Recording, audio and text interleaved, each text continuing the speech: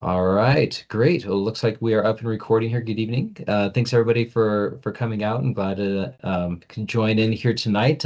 My name is Brian Wright. I'm one of the research service librarians and the library liaison for the Department of Business and Leadership here at St. Mary of the Woods. And I'm part of a larger team of librarians headed up by Rusty, and then along with Keela, Anna, and then myself. And so, apart from Rusty, we are all part-time and virtual. I'm based out of Colorado, but our contact information is available, and we're on the library homepage, and we're always glad to connect with you if you reach out to us. So thanks again for joining us here as we explore how we navigate this research journey. This is a listing of our librarians. Here you can see our email addresses and contact information listed there. Please don't hesitate to reach out to us here.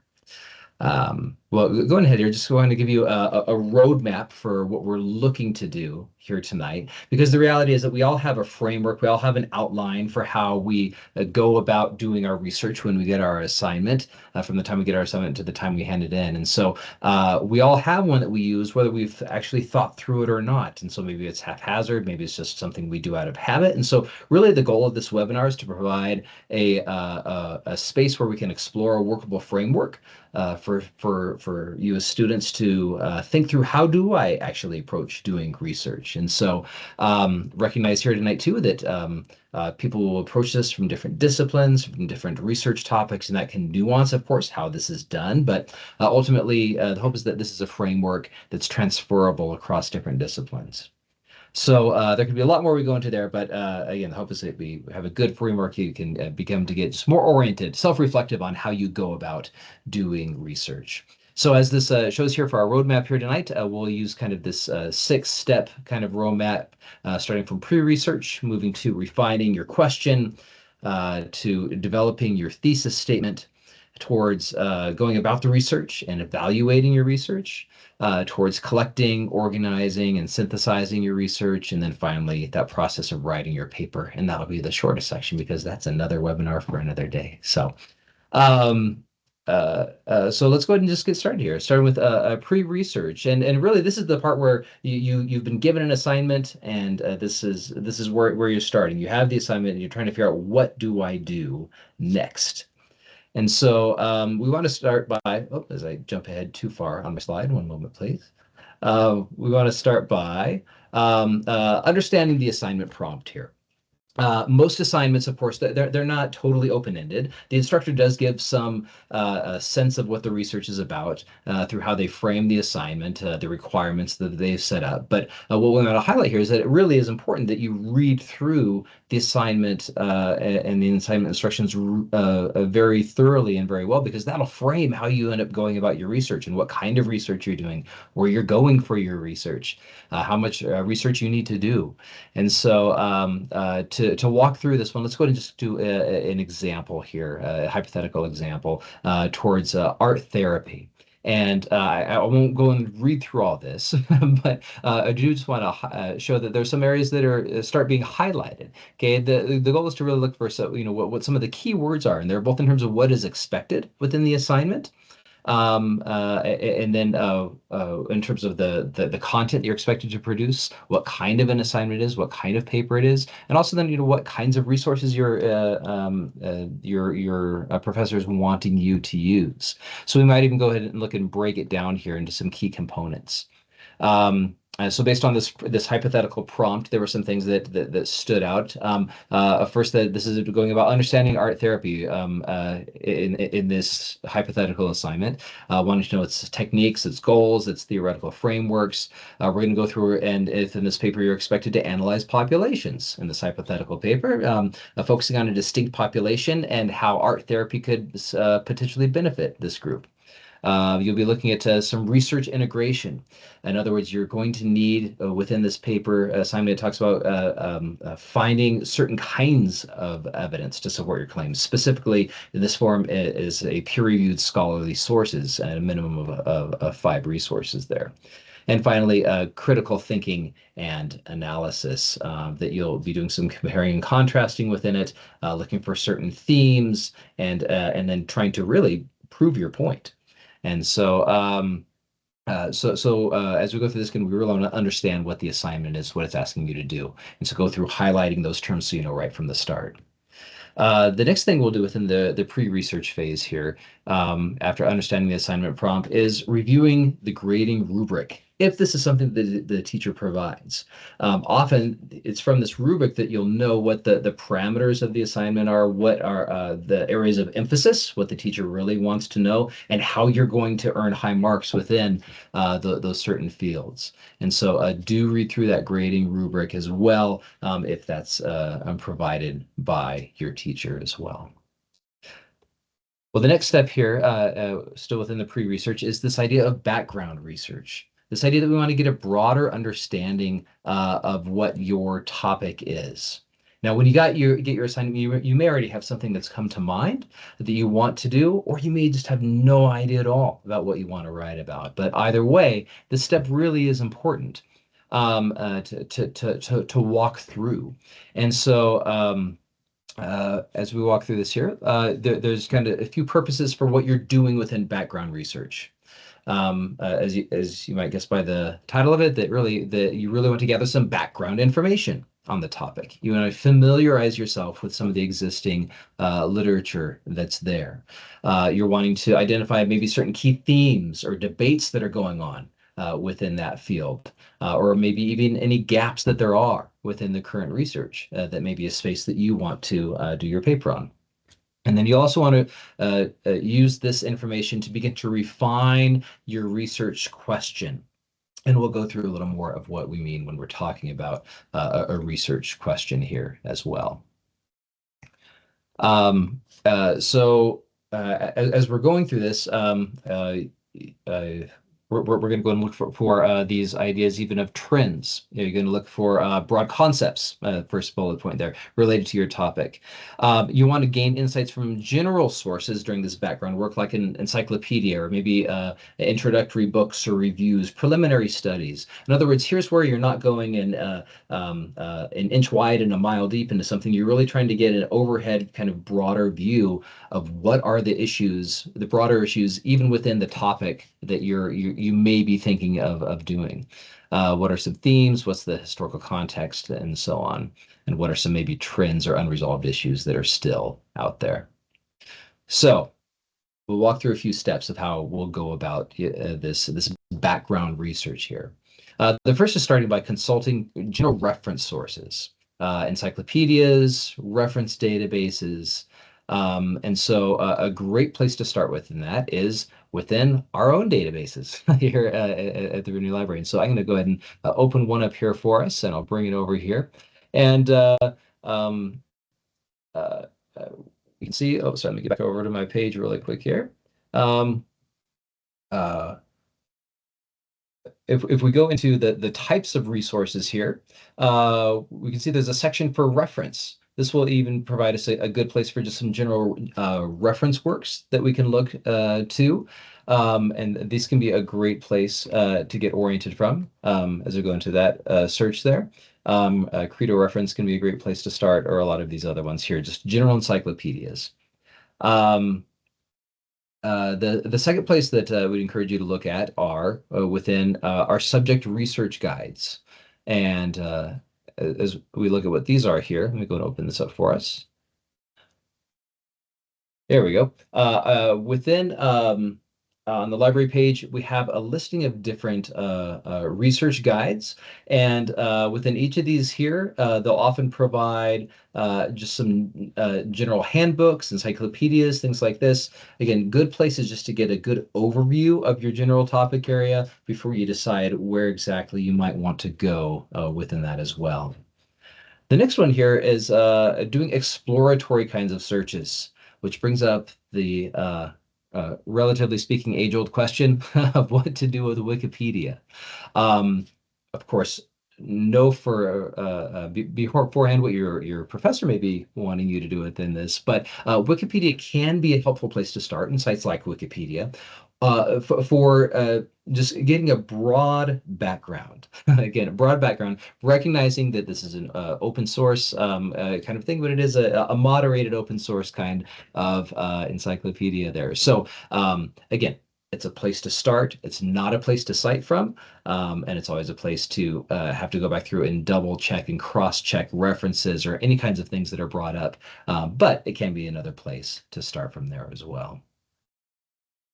Another place to start is by listening to the experts. Ask the experts. Read blogs, social media posts, podcasts.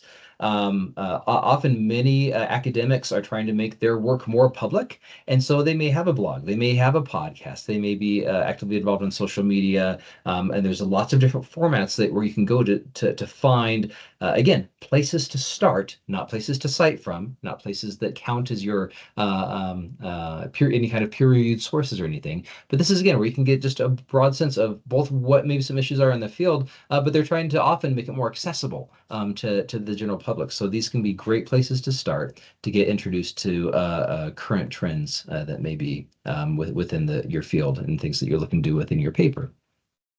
What you also want to do is to recognize your angle and also potential methods. So, in other words, for our example of art therapy within this hypothetical paper we have, this can be explored from various angles using different kinds of methods. So it may be focusing more on some of the historical aspects of it within some of the different groups that the paper asks you to explore. Sociological approaches, scientific approaches. If your paper leaves it somewhat open and it just recognize that there are different both angles, disciplinary angles, but then also different methods within each of these that you can explore your topic from within. So you may start to see those highlighted within some of those initial exploratory sources that you're looking at. The next thing you want to do here as well during this background research phase is start tracking keywords, start tracking some subject terms. What are some words that are used a lot that you see highlighted that stand out, maybe even that have hyperlinks within some of the online encyclopedias that you may want to start keeping track of for your research. So within our paper here, we may start with something like if we're interested in looking at how art therapy relates to the autistic community. We may just have some initial keywords that we're using. But then as we go through our readings, we start to refine some of those keywords. We find more terms that are coming out that may be areas we want to explore. And so start paying attention to those, start taking note of those. And then as well, just a general note to avoid taking a hard position before you've done the research.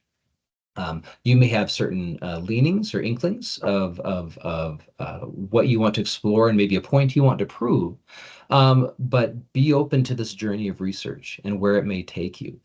Don't start with a foregone conclusion because that's a part of both the joy of research, but the nature of academia and academics is to challenge assumptions, even your own. And so remember that as you're looking for and you're developing this research focus, there's a difference between doing that and choosing a position. So research focus doesn't necessarily imply a certain stated position or where you're landing in a certain area. Okay, so this is again just kind of a broader place to start. From here, you're going to want to start refining your question. You're going to and by you do this by looking towards developing a research question. And a research question, as the definition shows there, is that it's a focused inquiry that's derived from your assignment topic. In other words, it defines what you're going to investigate. What is this research question? And so you might start here, now that you maybe know a general topic of what you want to do, what is the kind of question you're wanting to answer? And so as you're brainstorming, you may say, well, initially I had a broad question like, well, what are some of the benefits of art therapy for children or for autistic children? But then you start seeing that, well, I mean, you start narrowing it down a little more. And so you begin to refine this. How does art therapy enhance the social and communication skills for autistic children? So you're starting to see as you're doing this background research, you have maybe an initial area of what you're looking to explore, but then you're finding more different terms, more different kind of methods, more angles, and you're starting to incorporate those into your research question there, and you keep refining that. All right. As you go on this, then you're going to start developing your thesis statement. Developing the thesis statement here. We won't go into it a whole lot of detail because this is kind of a how that kind of lends itself towards more kind of writing courses, which puts me both out of the focus of maybe what this webinar is looking to do, and also out of my expertise in my lane. But we do want to recognize that your movement is towards this thesis statement. Your a thesis statement is going to focus ultimately what you're trying to accomplish with your paper. And so if you don't have at least a pretty well formed thesis statement after this initial research, your paper can be going in many different directions. Recognizing, of course, that you're going to be adapting some things as you go. I do want to highlight the Writing Center within St. Mary's as well that you can utilize to learn how to better develop these things here. But just as a way to walk through this really quick as we're developing this thesis statement, we want to start by clarifying the argument within the thesis statement. The thesis statement is trying to answer the research question. So you had like within the research question, you had the what am I interested in exploring? And then as you move that towards the thesis, you're moving it more and more precise towards answering that how or what. As our example here, after reviewing the research, I conclude that art therapy has a significant positive impact on the social and communication skills with autistic children. So the next step that we want to engage in is starting to state your position. So as you're developing your thesis statement, you're summarizing the argument, what you're trying to defend is basically the point within this one here. We'll move forward to the next one here. The last thing we want to do within your thesis statement is being specific and focused. So as you're kind of nuancing and developing that thesis statement, you're moving it towards specificity, because here's ultimately what your paper is trying to do, the question that your paper is trying to answer. So art therapy's role, for our example, in improving social and communication skills with autistic children is evident in its ability to foster emotional expression, peer interactions, nonverbal communication skills. So you can kind of see some of the development from that first one to the last one towards more clarity, more precision and specificity there. The next step that we'll look towards is research and evaluating what the sources that you're finding there. So once your thesis statement is somewhat established, your focus shifts more towards gathering more detailed, credible evidence that can engage with your argument and hopefully back it up. This is the phase here now where you're not just doing kind of that overview research. Now you're moving from the mile wide and an inch deep kind of research towards the inch wide and a mile deep kinds of research. You're gathering data, you're gathering studies, you're gathering evidence that directly relates to your thesis. So this is much more focused, much more specific kinds of searching that ultimately you want to contribute to your argument, contribute to the claims that you're making in your paper here. So again, these specific data, these specific studies, things that can prove or support your thesis statement is what you're looking for. Or you may find that it's at least engaging it, and you're going to want to deal with any kind of counter arguments here as well. So you'll find sources that strengthen your argument, but you'll also find sources maybe that push against the argument that you're making. And academic integrity means that you also deal with some of those things as well as the length of your paper allows. Build a robust, credible argument. You're trying to use reliable and scholarly sources here as well. So you're per this paper here, and for most papers you'll be trying to find peer-reviewed articles, studies that are providing evidence, and these are going to be articles that you can find within the library database. So here's where I refer you to our FAQ page on our library website of kind of the how of research here. How do you go about finding some of those keywords, or how do you incorporate those into a search? And we have some FAQs, some other tutorials that I would direct you towards to explore that further there as well. But as far as kind of the broader how we do research here, you'll see you also want to look at potentially case studies. Recognize whether you're using qualitative data or more quantitative data, which again may vary, of course, depending on what discipline your paper is for and what your paper is calling for. But you're looking to find ultimately some examples that can illustrate your points.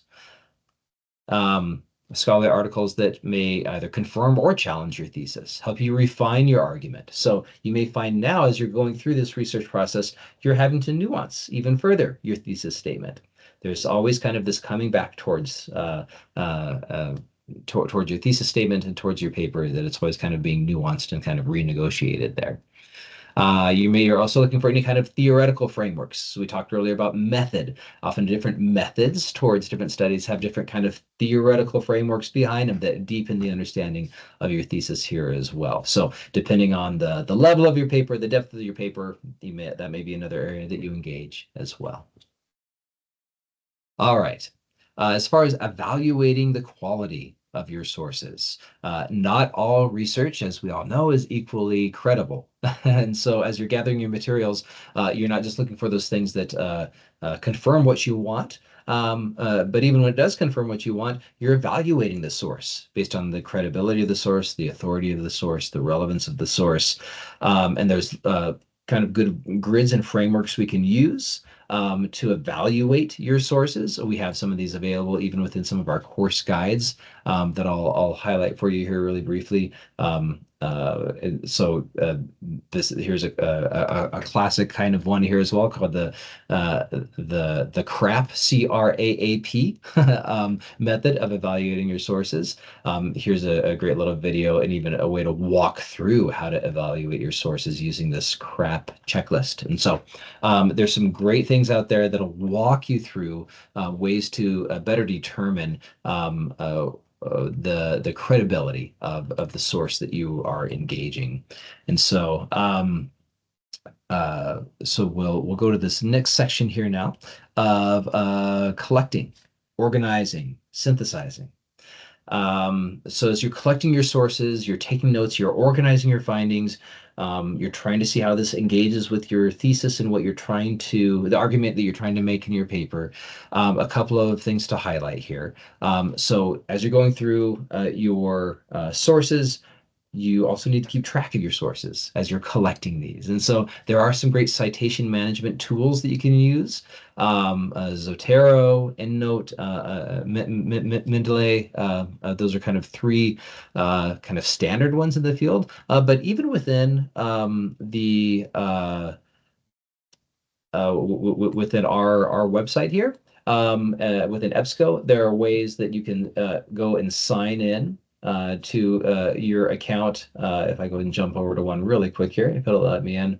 Oh, it's going to have me sign in here, isn't it? If we go and sign in and go into something like EBSCO, EBSCO may even have, it even does have this section of My EBSCO where you can sign into that and use that as a way to go through and organize and save some of your resources there. So I know that there are a lot of those out there, and then maybe even just keeping track of it in a Word document. Just have a way that you're keeping track of both what the source is and where you found it, so that you can come back to that. There's no worse feeling than to have a great resource and then to lose track of that resource.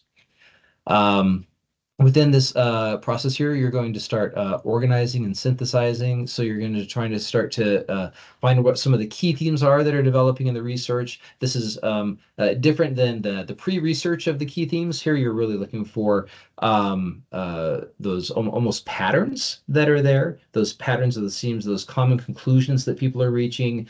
So you want to look through some of those there as well. You want to evaluate, to analyze your evidence, and start to honestly look at, does this, do the results that I'm finding here support my thesis, my hypothesis? Are they suggesting maybe a different outcome than I was hoping to find? Or maybe they've nuanced it in a way that you hadn't thought of before. Maybe there's some new information that you've uncovered within that as well. And then remember that even if you make this research plan, there's always this room to revise. That the research, they talk about being this iterative process, okay? You're always coming back around, you're circling back around, being open to revising your argument in light of the evidence that you find there. You're looking for patterns, right? What are some of those common conclusions that you're finding? And of course, you're finding ways that you can connect this research that you're finding to your thesis. And so this is where you're going to find, what does the research really back up my thesis, or do I maybe need to modify what my thesis is and what I'm trying to do? So that's really the kind of the big direction that we're looking to go within these different steps that lead us to writing the paper. And writing the paper is, again, another webinar for another day, and something that the Writing Center can be very helpful with as well. But just as a super broad outline, we recognize that the paper is going to include your introduction, which will include your thesis statement being stated clearly. You'll have your body, which is really just supporting evidence that's arguing your thesis as you're trying to prove or at least make a good argument for your thesis of what you're trying to do. And then the conclusion section there, where you're summarizing your finding and maybe even suggesting some areas for future research. So that's by and large the journey, that research journey. Again, it's going to vary a little bit, maybe depending on what it looks like, depending on what your topic is, depending on where you are in your program, if you're an undergrad program and a graduate program. But broadly, this can be a framework you can use with any kind of paper that you have. And you may find you're giving more space and more time to some areas than others, depending on what the paper is. But really, this is kind of the broad kind of roadmap and direction that you can go. So with that, I'll go ahead and stop our recording, but then I'll open up to any kind of final thoughts or questions that you may have, and I'd be glad to engage you there.